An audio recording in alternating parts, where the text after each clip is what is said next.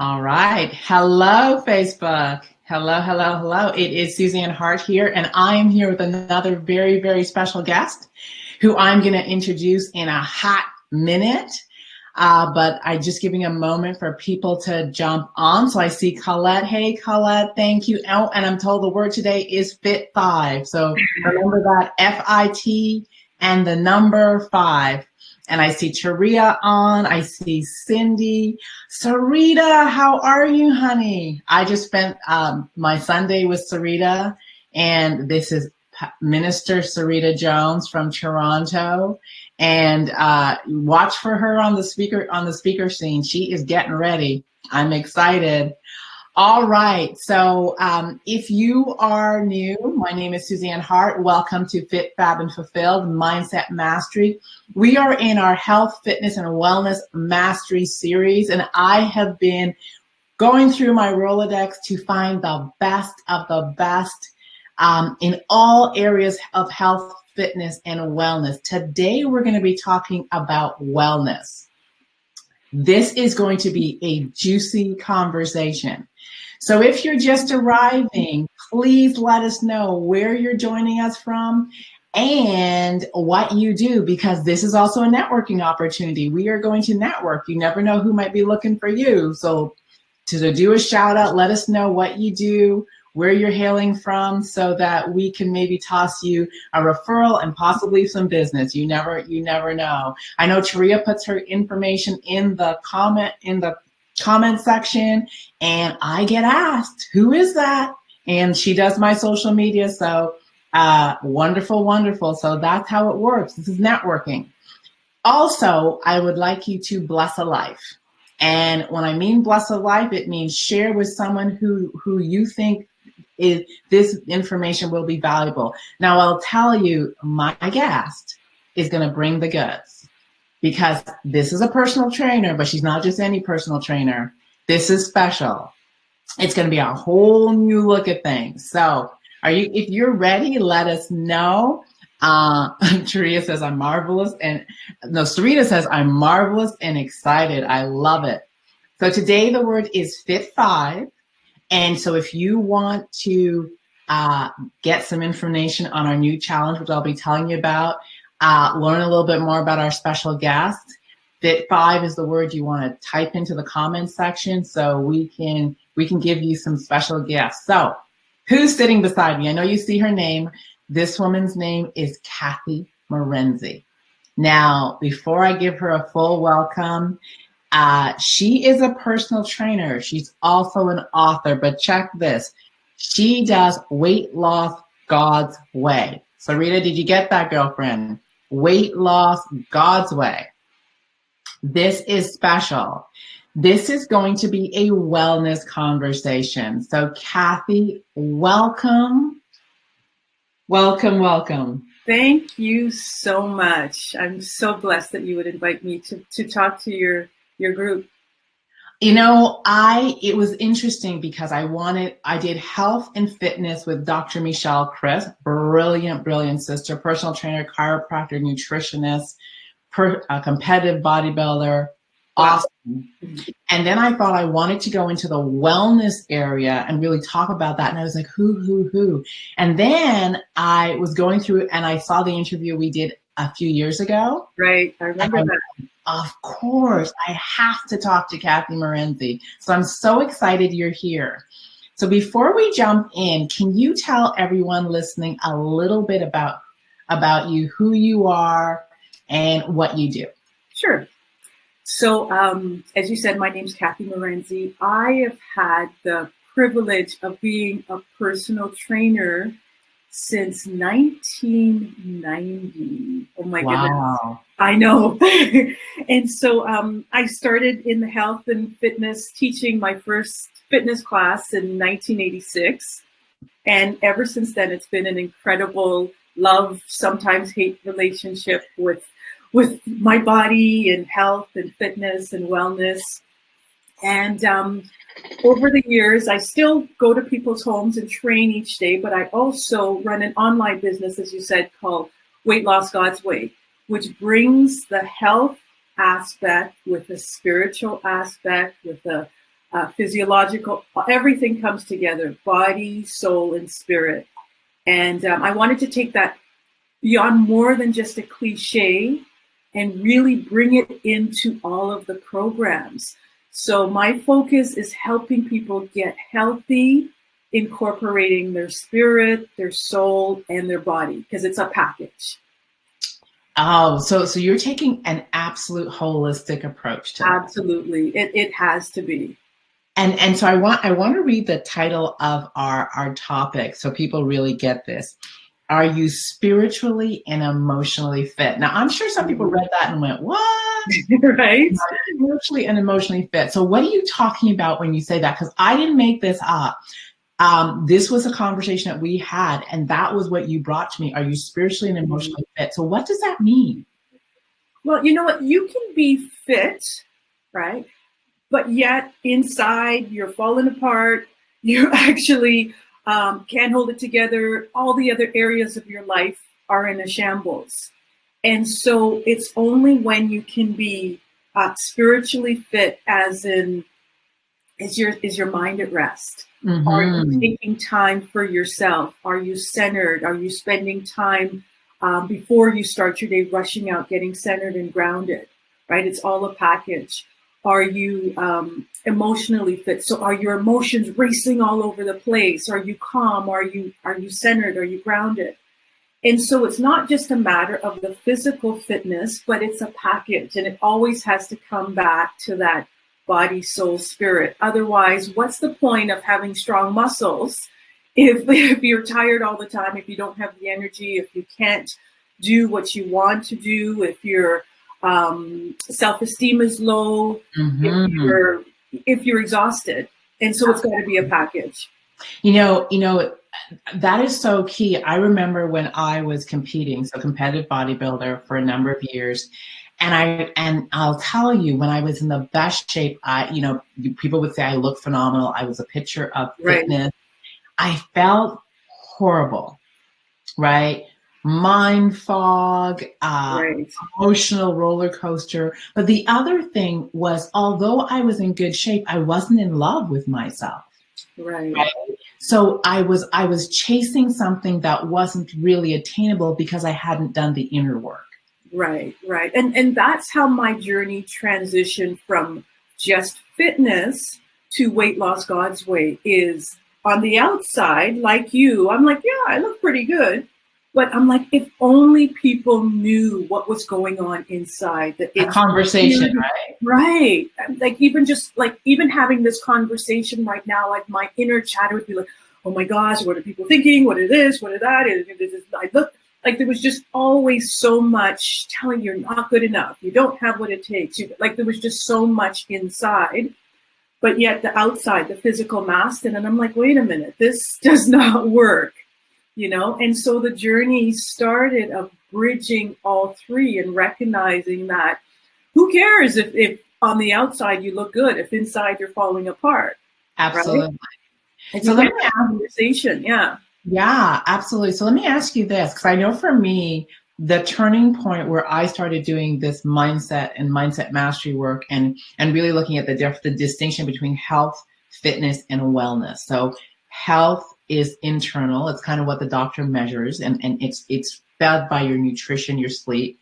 Fitness is what we go to the gym and we exercise for, and wellness is our emotional state, our spiritual state. It's how we manage our stress. It's our self-care, right? Mm-hmm. So there's three categories. But I had my moment in 2003 when I thought I was losing my mind. I thought I was definitely about to have a breakdown. And to the world, I looked good. Right, like, oh my God, you're a size 4, da da da. You look good in clothes, and I was like, yeah, you don't even want to get behind this mask. Right, it's a hot mess happening behind there. Yeah. Right. So what was it for you that had you go, okay, things need to happen differently?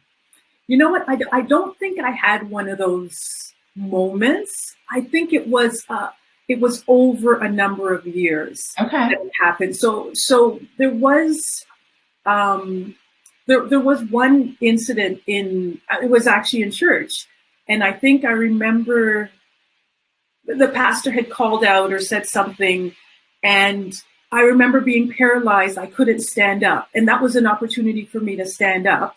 And I'm like, what are people going to think? What are people, and all of this. And I remember that was like, wait a minute here. It's one thing to be physically fit, but if I don't have the confidence to share what I do with people, like I never told anyone what I did. I would never tell anyone as a trainer. I never told anyone I wrote a book, even though the book was on health, to help other people, because I didn't have the confidence to do it.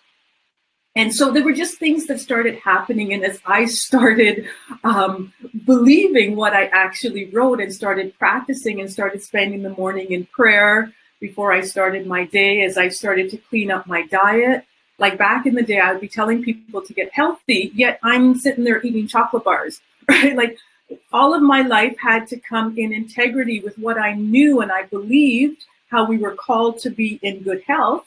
And our bodies are our temples. I knew all of that intellectually and I could write about it, but I wasn't living it. So I actually took, I'm going to say 6, 7, 8 years to start walking the talk, to start actually believing, yeah, my body truly is a temple. And if it's a temple, that doesn't mean you go to the gym and you work like crazy, but you don't take time to rest. It means that you actually pour into yourself. It means that you nourish your mind, you take time, you sleep right. There's so many factors instead of just the physical, right? So I actually started backing away from the exercise and practicing more self-care and less beating myself up at the gym so I can maintain this weight. By the way, I've never been a size 4, ever. I think when I was 5. And this is the thing. When I was a size 4, it didn't look good, and I hover around 4 or 5, but I look healthy. Right. But yeah, it was not pretty. Right. So exactly. I want to ask everybody to put in someone to put in the comments section my body. Right, because that is so key. So let's talk a little bit about that attitude of your body is your temple. And I love what you're saying when you say, I stopped going to the gym and beating myself up. Right. And I'm repeating the words because I so relate to it. Right. That the harder I grind at it, the harder I work, something's gotta happen. Right. And it's this whole concept of overtraining. And I think the thing for it is there's no love in it. There's no kindness. Right. It's actually punishment, right? It's punishment for eating too much. It's punishment for all the bad I did. So I had to fix the bad with doing what I felt was good, which was actually more bad. So yeah, I didn't see exercise as something to nourish my body, to strengthen my temple. I saw it as a form of punishment. And so now, some of the days, I move my body most days, but it's not, I have to get to the gym. Some days I have to go for a walk. Some days I go for a stretch class. Some days, so now it's a completely different, what does my body need to feel good instead of I got to get to the gym. Right? As soon as you hear, I got to, I need to, I have to, you're in trouble. You're not in the right energy. And I love what you're saying because we've had like parallel journeys and I now, I remember back in the day, work out in the morning, work out, in the afternoon, do something else in the evening, and exhausted half the time. Exactly. And it was getting over something. It was getting through something. It was, and one of the things that I realized was it was about the win, right? Yeah. It had nothing to do with caring for Suzanne. It was about winning and competing. Right. And so now I work out in the morning. I work out with a group. We have a 6 a.m. club in our group. So people join in the morning. It's 30 minutes. Cool. Yeah. And we do yoga. We do Pilates. We do stretching. We do roots. We do whatever. And it's everybody work at your own pace, but it's more built in how do I care for myself and pour into myself before I pour into the world. Exactly. I always say you can't give from an empty cup, right? So here we are trying to help others and share, and we all have these wonderful gifts, but we're giving from this place of exhausted and tired and overwhelmed. So that's what we're actually putting on other people. We're actually giving them all of this negative stuff when we think we're actually positively pouring into them. Yeah. Yeah. Right? So, I remember when I first started this journey and I was starting to look at things, a coach gave me a book called Angry Giver. Oh yeah. I was like, okay. Right? And it was about the whole concept of giving from an empty place, giving from a place of having nothing left, giving when you don't want to give, right? And how I gave even when I didn't want to, out of obligation. Now that's not true contribution. Right. Obligation. And just below the surface of obligation is resentment. Yeah. Right? Yeah. Wow. Angry Giver was the book I was given to read. Wow. Total truth. Changed my way I looked at it. And I think the biggest thing that I had to look at, Kathy, was and you can talk a little bit about it if you see this with your clients, was that a lot of my identity and my self-worth was wrapped up in giving. And I love when you say health God's way, because it gets you in a place of I am enough just because I exist. Yes. Because so many of the women that I support are Christian women, they have an extra weight of giving. It is better to give than to receive. Right. That's in the Bible. And so they give, and they don't pour anything into themselves. They actually think it's selfish. And they will say it's selfish if I take time for myself. Mm-hmm. And so that same question is, how do you give if you don't have anything to give? Like, when people see you full, when they see you happy, when they see you healthy, that's going to inspire them. But you martyring yourself is, as much as you might think it looks good to them, they're not seeing what you think they're seeing. Absolutely. And as you talked about the angry giver, I was the people pleaser.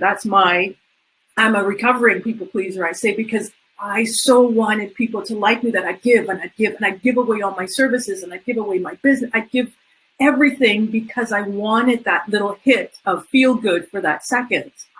Right. And so I wasn't angry, but then eventually I'm like, I wasn't having clients, people weren't staying, and that constant giving. And so I see that in the women is they're either martyring themselves, or they're people pleasing, or they're angry. So we have like this category, but it all comes from that same place of wanting to please, wanting to help, wanting to give everything away, and then you have nothing left for yourself. Absolutely. And I think what it is that we are in many ways empty, right? And I don't mean empty like we're empty in two ways. We're empty because we're overworked and we haven't replenished. Yeah. But I think there's also an emptiness that comes from not understanding your worth. Yeah. And when everyone listening attaches our worth to doing. Yes. Right. Yeah. And so, I'm listening to your language, and we must be having like a conversation. Right. It's just so beautiful. Yeah. So, it's getting to the place about, health, fitness, wellness, all those things are not about fixing you. They're not about making you better in the sense of good or bad. They're not about recovering from punishment. Right. It's really about this, for me, this concept of loving myself enough to stop and care, respecting myself to do what I would do for others, and also respecting myself so I teach the world how to treat me. Yes. And caring for myself the way I would care for someone else. Yeah, absolutely. Yeah. Right. Absolutely. Yeah. When you said something, that reminded me of something, and I just forgot it. Yeah, now it's gone. It'll come back again. It'll come back. So talk a little bit about when you talk about doing fitness and wellness God's way. Right. What exactly does that mean so people can sink their teeth? But before you answer, I'm just going to let you know that someone's asking, where does she live? That's a clue. I think that was Sarita. Where do we find you? Are you still in Toronto? I'm in Toronto. Yeah, I'm in Toronto. I'm in Midtown Toronto. She's in your backyard, Sarita. I think we actually might have a mutual friend, Sarita. Does Sarita have a book club? Sarita, you got to start typing, girl, so we know. Do you have a book club? So Sarita wants to know where you are. I've gotten, oh my God, OMG, yes. I think fill your cup up so you can serve better. Can't give from an empty cup.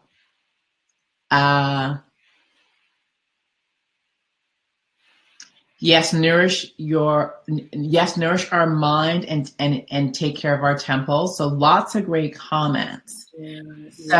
So when you're talking about doing I want to get your words right. So weight loss God's way, doing your health and wellness God's way. What does that look like for someone? What does it look like? So I actually remember what I wanted to say, which is right in line with your question, because I believe that excess weight, or actually anything that brings you out of alignment with who you are. So let's look at if someone has excess weight, they want to lose some weight, that is actually an outer manifestation of what's going on inside. Absolutely. And so this extra 10 pounds, 20 pounds, you might think, oh my goodness, I need to lose some weight. But it's not really about the weight. And so what we do is we go, okay, I got to get to the gym. I got to get back on track. Instead, use that as a cue to help you understand, okay, what is going on the inside? Yeah. Is it, I'm not getting enough sleep? Is it my metabolism? Is it that time of, my life cycle where my hormones are changing and I need to adjust it? Why am I craving sugar? Why do I want to stay on the couch and watch Netflix instead of be productive? And so instead of putting people on a weight loss program, we say, okay, let's dial it back. Let's understand why it is that you're doing what you're doing. And so that's one of the things. Why do we do what we do? And then let's go back to our creator to help us understand. And you said the emptiness. That's one of the big factors is I believe that excess weight, I believe that just about every challenge that we have points us back to an unmet core need.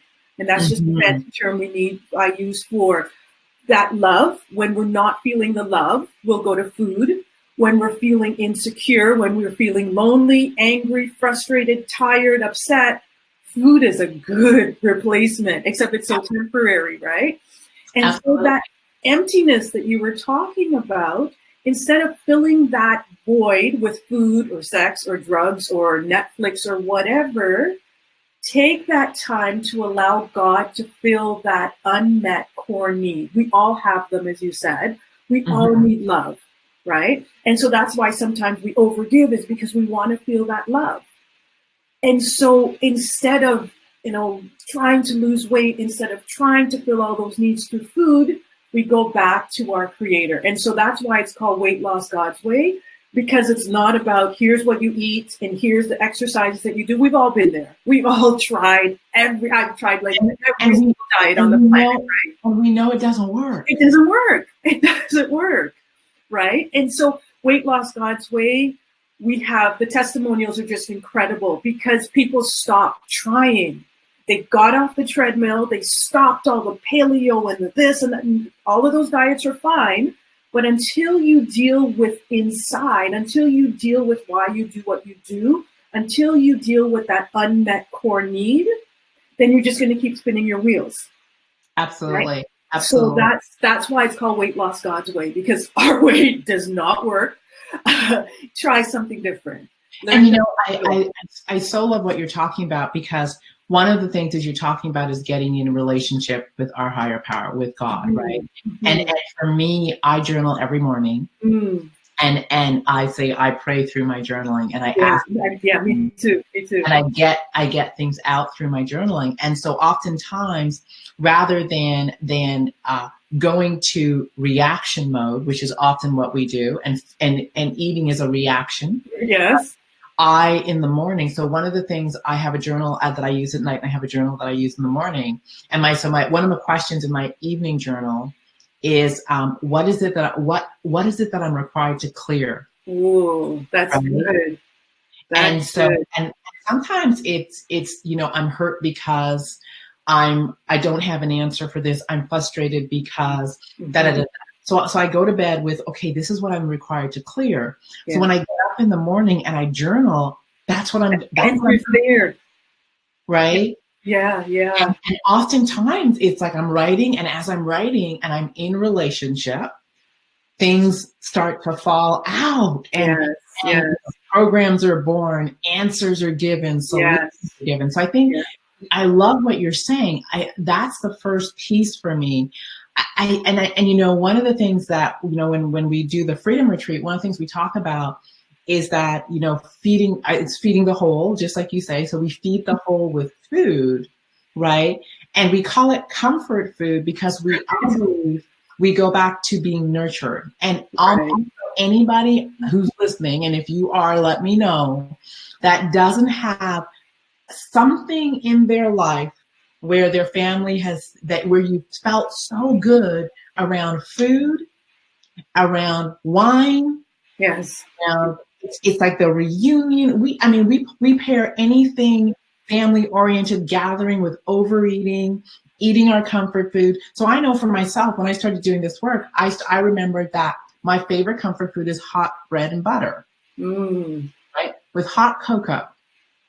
And when I looked back, my mom used to travel. She was always home for the holidays. And when she'd come home, Christmas morning, I'd wake up to hot bread and butter and actual grated West Indian cocoa, boiling the cinnamon. Yep. And so whenever I would need comfort, I would recreate that environment. Yes. Right? Not knowing that I was just feeding the missing. Yes. Versus dealing with it and asking questions. Absolutely. Yeah. And we go right back to that childhood place, right? That place where we felt safest. And we just keep, and that lives in our body all these years. So until we heal it, until we deal with it, you're going to keep going right back to that place again. And this is the crazy thing. Even when you think you healed it, if the trauma is big enough, yeah. Hot cocoa, right? Yeah. And every new level, I always say that, new level, new devil, we say, right? So just when you think you've dealt with it, in comes the next challenge, and that's an opportunity to see, okay, have I really submitted this? Yes. Right? Because we're like, I'll submit it, but I'll hold on to this little piece just in case things get really bad, right? Yeah. Oh, this conversation is so powerful, and this is like life-giving conversation, and this is why I wanted you to be here, to really dive into this. So we do a quiz for every week, and so before I do that, so the word today is FIT, FIT 5. And part of the reason is we're going to be starting an accountability challenge where we're going to look at health, fitness, wellness. We're going to look at all the different layers, but we're going to do the behind the scenes work, just like Kathy's talking about. And so it is so important. And you're speaking to the unsaid part of the fitness industry, right? Right. Unsaid part of the health industry. Because we can take medical situations, right? And oftentimes I know so many people that have you ever had the person you call, how's it going? Oh girl, I'm not feeling good. My head hurts, da da da da da. Yeah. And they don't realize that that's their constant way of being, right? Exactly. And so we go to the doctor, we get the Band-Aid, but it doesn't deal with the subtext. Then you have the people who are on the fitness thing, the diet thing, but it's still behind the scenes is this piece, because our body is talking to us. That's right. That's right. We're just not listening. Exactly. Yes. So why is that? I think a few reasons. One, we move so fast, right? We're moving so fast that we don't have time. We don't want to face the truth. What was that movie, A Few Good Men? I think it's You Can't Handle the Truth. Yeah. We really don't want to know what is happening. We don't want to take the time to face it. And I had a friend who used to say, sin is sweet. He used to say, like, chocolate tastes good. Wine tastes good. And misery loves company, right? Right, exactly. So they love your company. Let's get together and yeah. So there's so many things almost opposing us getting to this place of letting go all the excess things we think we need to hold on to make us happy. The fear of what if it doesn't fill the void? What if I'm still unhappy? What if I fail, right? Like food and all the things we use are a crutch. And when we don't have those things anymore, the question is, who am I when I'm not X? Fill in that blank. And it's a scary proposition for a lot of us when we think, what if stress comes and I can't medicate with food? What if stress comes and I can't handle it? And then we just go into this panic mode. So I think there's so many reasons why we're afraid to walk in who we are without having all of these excess baggage with us. Does that make sense? It makes total sense. And I love the question. And I'm going to ask someone to write this in the comment section. Who am I if I'm not X, right? And X is often a doing. Right. Yes. Right. It's a doing, or it's our identity. Yes. Right? Yeah. Who am I if I'm not the doctor, the lawyer, the teacher, the this, the that, and all the demands that go with that? Or who am I if I'm not serving? Who am I if I'm not? Right. There's so much that fills in that blank. And I think we are so afraid, as you said, of that empty space. Yes. Right? When I ask women all the time, why don't you have time to exercise? Well, I'm on this board, I'm on that board, I serve in my church, this is my mother, I take care of my this, and it's like, and it almost becomes a justifiable reason for why they can't take care of themselves, right? But all of that doing is their identity. And so sometimes I say, well, who are you if you're not doing those things? And they're like, yeah. That, and that, I know that because that was me, right? It's who am I if I'm not doing? And it took a moment, and then it was, but if I don't do, will people see me as selfish? Will people see me as self-absorbed? Will people see me as all these things? And so I'm going to go to the quiz, and then I'm going to come back because I have another thought. Okay. The quiz was that I asked people how they, like, if they were the person who always contributes, right? Who's like the go-to person. I had a bunch of questions. The number one question was that I'm the person that's always giving. Yeah. I'm the person that's always serving. Yeah. I'm the person that is always on the giving end. And only one person said that I can set limits and say, no, I don't want to do that. Good for her. and it's one of my students. So we've been there. Run around that corner, right? And the other thing was that there was only a few answers around feeling good when people contributed to them. Mm-hmm. So what you're saying, you're seeing it played out. Oh, yeah. So if someone wanted to make a change, what would they do? Where would they start? At the risk of not sounding like a 12-step program, which I'm probably going to, I think the first step is to acknowledge where you are. Acknowledge, because we're so, and I just look at my own life. I'm so want to please. I so want people to see me a certain way that a lot of the times I'm not willing to face the truth about myself. And so the first step is to acknowledge, yeah, I've let my body go to pot. Yeah, I give too much. Yes, I do this. Yes. just accept it, own it. Don't beat yourself up. Don't judge yourself. But I think a good place to start is saying, yeah, this is me, warts and all. And when you can move from that place of accepting where you are, then you can actually invite Holy Spirit in to come and do something. But as long as you stay in denial, you're stuck. You keep kidding yourself. You keep fooling yourself. Oh, I'm good, right? Your example of, calling someone and they're telling you all their problems. Well, the opposite side is I'm good, right? Yeah. I'm good. And it's like, are you really good? And then you hang up the phone and they're in tears and so when you can accept that this is where I am, no judgment, no shame, no guilt, no condemnation, then you're pliable. Then you're able to move from there. Then you can stand in a possibility of, here's where I am. You can understand, here's why I am this way, but you don't have to stay there. So I think the first place is to just do some soul searching, write out, what is happening at this point? Okay, I've over the years, I've now have an extra 20 pounds, or, I'm worn out, or I'm tired, or whatever that ailment is. Start by acknowledging that. That's beautiful. And it's interesting because our teachings are so similar. And so one of the things that I know happens when you step into acceptance, right? So I love the way you're saying, accept with no judgment, give up shame, blame, guilt, all those things. And what actually happens is it's almost like you create this space for this blank canvas. Yes, right? Exactly. It's a blank canvas of space where you get to define something new.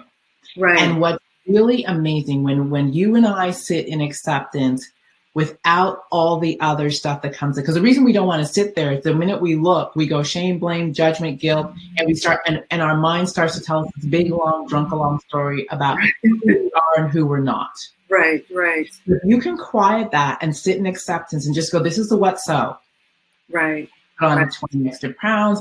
I've not taken care of myself, all those things. And that is actually what you're unconsciously saying when you look in the mirror and go, oh my gosh, how did this happen? Right. You're present to the neglect, you're getting present to the lack of respect, you're getting present to the lack of attention, the lack of loving yourself. That's what you're getting present to. But this is the interesting thing, is when you create that canvas and it's blank, the mind does what the mind does. It's open to receiving new answers. Yes. Right? Yes. And suddenly you're in relationship with God, you're in communication. And it's interesting how he'll send you and he'll be going, girl, I've been trying to get you to sit still. Right? Yes. If you only asked, I would have given you this answer. Yeah, exactly. But sometimes our hands are so tight in holding on to trying to hold it together. Like you can't pour in, right? Until I put my hands out. Like if you're like this, you can't get anything in there. God can't pour anything into you. But when you open up and that let go, right? As soon as you're able to let go, then he can fill you up. But when you're like this, all clenched and tight and trying to hold it together and overwhelmed, he can't pour anything into you. So I totally agree. That is so well said. And then the other part is surrendering to the journey. Mm-hmm. Right? It's not going and finding the quick fix. Right. Surrendering to the journey. And I think what's challenging about the journey is, one, is it's slow. So everyone listening, right, it is slow. Yes. Right. Because transformation and permanent change is a habitual process. Right. So it takes time. And oftentimes the journey goes like this. Right. Like this. Yeah. And we want the straight line. Right. Exactly. And I think what's beautiful about, if you surrender, it's a journey of self-exploration. Yes. It's a journey of understanding. It's a journey of healing. Yeah. It's a journey. Yeah, absolutely. And think of, as you're saying that, I'm thinking of, you're traveling here and there's these little detours, but you can discover some neat little cities on those detours instead of, I'm on the wrong road. oh, this is interesting. This is neat. Look at that. So it is really an exploration and an understanding about yourself every time you have one of those detours. And the detours are part of the journey, right? As soon as we think we get on a detour and we're like, oh, there I am backsliding again. No, you didn't backslide. That is part of the journey. And it's so beautiful that you're saying that. No, you didn't backslide, right? Because I think every time we go down and we think, oh, I'm on the way down. No, you're going down so you can pick up the new lesson. Exactly. That you need for the rest of this journey. Exactly. Right. Exactly. And when you pick it up, chances are you won't go back there as often. As often or stay as long. Exactly. Yeah, absolutely. Yeah. So it is this beautiful journey. So most of the women, Kathy, that listen, most of the men that listen are entrepreneurs, right? Mm-hmm. And I preach, I tell you, I talk about how our health and our money are like this. Oh, yeah. Right? And our ability to give and receive is our ability to give and receive in our business. Our self-care is our brand in our business. We will teach people how to interact with us in business by how we care for ourselves. Talk a little bit about how that shows up in the economics of health. Wow. You know what? I see health, I see relationships, I see finances all as things that God has called us to steward. So I see them all as how we do one thing is how we do everything, right? And so the stewardship of our relationships, the stewardship of our bodies, the stewardship of our finances are all gifts that are given to us, and we want to manage them well. The principles that you're going to learn to your health, you're now going to apply to your finances to steward it well. The same in your relationship. So to me, it's all packaged, part and parcel of managing things well. Are you going to be a good steward of the things that are entrusted to you? Are you going to be an open conduit for things to flow instead of holding it, right? Nobody wants anything stagnant, right? If you think of things that are stagnant, they're not healthy. Even if you think you're on a balance beam, right? Like you're not there like this like you have to move and teeter in order to maintain your balance, right? So it's a constant movement forward and back, letting things flow through you. And that's how we steward things. We don't hold on to anything. We remain open and we remain in that place of, I want to say equilibrium. There's a better word that'll come to me. But so it's always a dynamic. It's always a constant flow. And we want to manage all of those things well. As you're talking, for me, the word that always comes to me when I think of this is harmony, right? Yes. Like an ebb and flow in and out of what we are called to and guided to. But it always requires awareness. And have you not found for yourself, as you have gone on this journey, every area of your life happens with ease and flow and grace? Not initially. No, not bumpy. Exactly. When I let go, it is, I'm like, why have I been struggling for so long when just this, like when I can do this, you're right. It's absolutely, as you said, like you, I'll write something down. I'll wake up in the morning and I'm like, it's there. It's right there 10 times better than I could ever have thought of. When I'm tired is not the time to push through, to grind like we've been taught. That's the time your body's saying rest. As you rest, you go for a walk, you come back, there's the answer. So it's, again, when you tune into your body, it's going to give you all the answers that you need. Because to me, I believe that that God talks to you when you're in the present, when you're obsessing about all your past mistakes, or when you have the anxiety about the future. God isn't back there. He's not forward. He's right there. Right there. When you can rest right now in the present and be present to his presence, that's when you can receive. That's when there's that flow, that ease.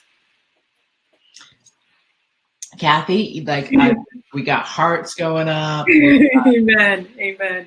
Yeah, this is such a beautiful conversation. And I see Belinda Sloane has joined us. Hey, Belinda, so wonderful to see you. I see Farah's here. I'm Sarita just goes, search my computer, so you keep talking. yeah, I see. Sarita is saying, I like that detours are part of the journey. This broadcast is so for me. There you go. Blessings. Surrender to the journey. I'm ready. Although I'm slow, I'm ready. We are all slow, Sarita. And you know what? We're right on time. It's right. Slow is because we have an expectation that it should be fast, but who said? Right? Let go of that expectation that the pace is right where the pace needs to be. And if you went any faster, you would miss what you needed to get at that pace. So I wouldn't even say it's slow. The pace is the pace. It is what it is, right? Exactly. It is what it is. And you got like a huge amount of hearts as you were talking. They're still coming up. Pamela says, "That's me. I'm good. Even took a selfie to show myself no, they're not good. Just because you have lost some and begin feeling better, you've not won the battle yet, girl." And so I want to just and Paul, thank you so much for sharing and posting. So I'm gonna play with language for a moment and just say, like, listen to the words that were taught to you. The battle. Yes. Not one. And in surrender, think of this as a journey of exploration. Yes. Right? This is a journey of a journey to self-care, a journey to self-love, a journey to self-awareness. And there's no battle in that. Yes. It is really surrendering to life and responding given by being present to the cues that your body is giving you as you dance through life. Yes, amen. And I think we are so conditioned to grind and battle that when we're not in battle, we feel like we failed. Right. Yeah. And we were talking earlier, you can get addicted to overwhelm. You can get addicted to stress. And that's what your body knows. So when there's not stress, you're like, you don't know how to function. Right. And so when we can come out of that, let go of that overwhelm, then you can find that life can flow with ease. But first, you've got to get out of that place of always feeling overwhelmed. Beautifully said. Colette has a question. Mm-hmm. She says, I'm on day 4 of a vegan challenge. Do you consider vegan or vegetarian as part of the paleo, keto, fad types of diets? You know what? Personally, I think what works for you, everyone's body's different. Some people need meat. Some people don't need meat. So I'm not a proponent. I'm a proponent of what is working for you, what is energizing your body. How do you feel after you eat? Is your body making all kinds of gurgly sounds, or is it digesting well? Do you have the energy that you need to do the tasks that you need to do each day? I find when we're on a diet, we can get so caught up in, oh, I didn't count my carbs. Have you been led to that diet, or did you just copy it because your friend did it? Like, did your body actually say, this is what I need? If that's what your body needs, feed it. It's going to respond by energizing you. That's it. I don't subscribe to any diet. I'll go for weeks without meat. I happen to be fasting this week, so I'm having 1 meal a day. Some days I go 18 hours. Some days I have thousands of calories. I'm now learning to listen to my body. Some days my body says, I don't want to chew, just let me drink liquids. But it's taken 20 years to get through. I feel you.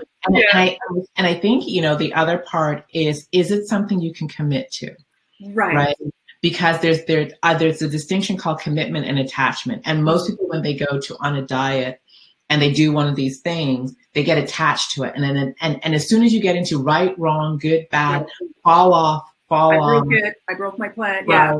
All or nothing, you're attached. Right. And now you're not doing something healthy. But when you are committed, commitments means I have a vision in my mind for who I'm in the process of becoming, and I'm willing to go through the journey to get there. It's a totally different energy. Right. Because it's not held as right or wrong, good or bad. It's held as a commitment to a being.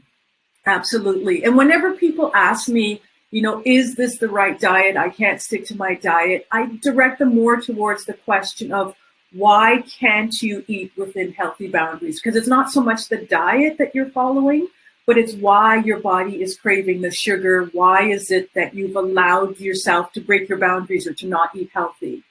And so choose what diet works and follow it. And if you can't follow it, then dial it back and find something that works, as you said. Great answer. Great answer. Oh my gosh, Kathy, you're going to have to come back because absolutely.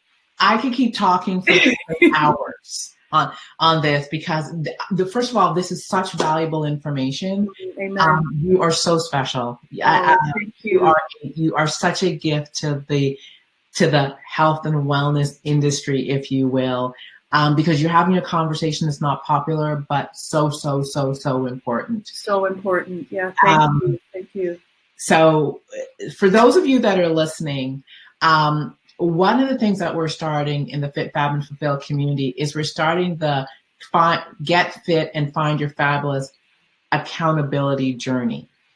And this is really around the process that Kathy is talking about.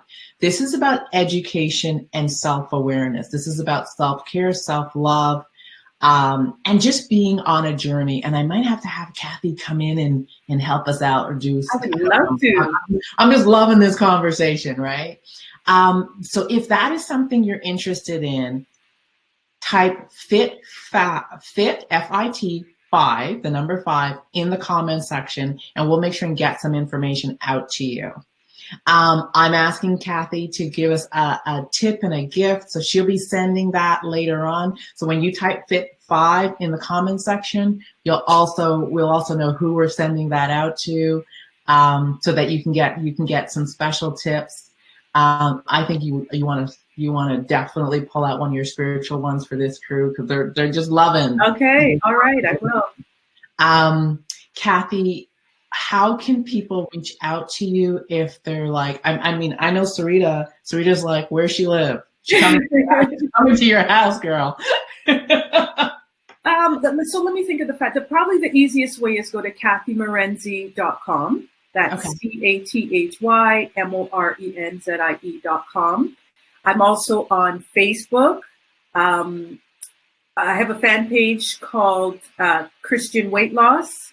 So you can type in Christian Weight Loss on Facebook and you'll find me on there. WeightLossGodsWay.com. So those are probably the best places. Fantastic. And, I just want to, first of all, thank you for always saying yes. We don't connect as often as we probably should, but just thank you for saying yes to coming out and serving my community, serving the Fit, Fab, and Fulfill crew, and just being so generous with your information. I know that, we got comments, we got people having like aha moments. Oh, yeah. And I know that a few of the women and men on this call, I'll be getting phone calls going, did you hear her?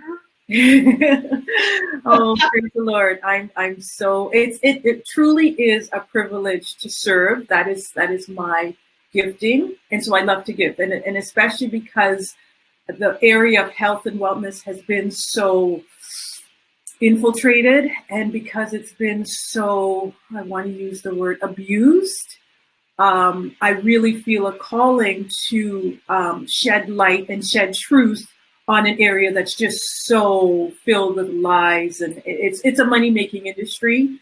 Meanwhile, we all have the tools in us to be healthy. We all have the tools in us to be well.